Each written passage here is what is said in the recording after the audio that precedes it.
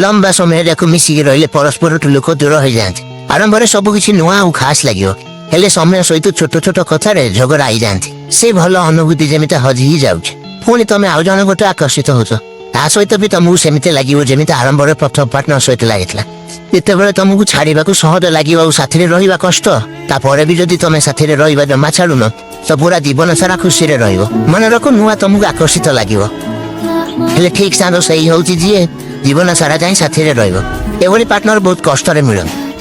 ଆଜି ଯଦି ଆପଣ କିଛି ବନିବା ପାଇଁ ସମୟ ଲଗାଇଲେ, ତେବେ କାଲି ସେହି ସମୟ ଆପଣଙ୍କୁ ନିଶ୍ଚୟ ଭାବରେ ସେ ଜିନିଷ ବନାଇ ଦେବ। ଏବଂ ଯଦି ଆପଣ ସମୟକୁ ବର୍ବାଦ କରିବାରେ ଲଗାଇଲେ, ତେବେ ପରେ ସମୟ ଆପଣଙ୍କୁ ବର୍ବାଦ କରି ହିଁ ଦେବ। ଆପଣ ସମୟ ସହିତ ଯାହା କରିବେ, ସମୟ ଆପଣଙ୍କ ସହିତ ସେଇ କରିବ। ଯଦି ଆପଣ ଆଜି ସମୟର ମୂଲ୍ୟ ବୁଝିବେ, ତେବେ ଗୋଟିଏ ଦିନ ସମୟ ଆପଣଙ୍କ ମୂଲ୍ୟ ବନେଇ ଦେବ।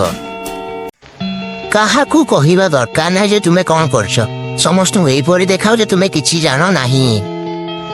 ତୁମ ଜୀବନରେ କିଛି ଉଦ୍ଦେଶ୍ୟ ନାହିଁ, ଯାହା କର ଶାନ୍ତ ଭାବରେ କର, ଦେଖାବା ମାତ କର।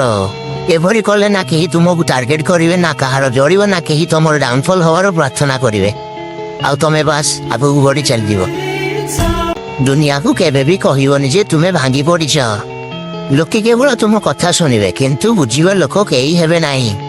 କିଏ ତୁମର ମଜା ଉଡେଇବ, ଆଉ କିଏ ଉପଦେଶ ଦେଇଯିବ, କିନ୍ତୁ ଦୁଃଖ ଭାଗ କରିବା ପାଇଁ କେହି ନଥିବେ ନାହିଁ। ଜୀବନର ସବୁଠୁ ବଡ଼ ଶିକ୍ଷା ଏହି ଦୁଃଖ ନିଜେ ଉଠାଇବାକୁ ପଡେ।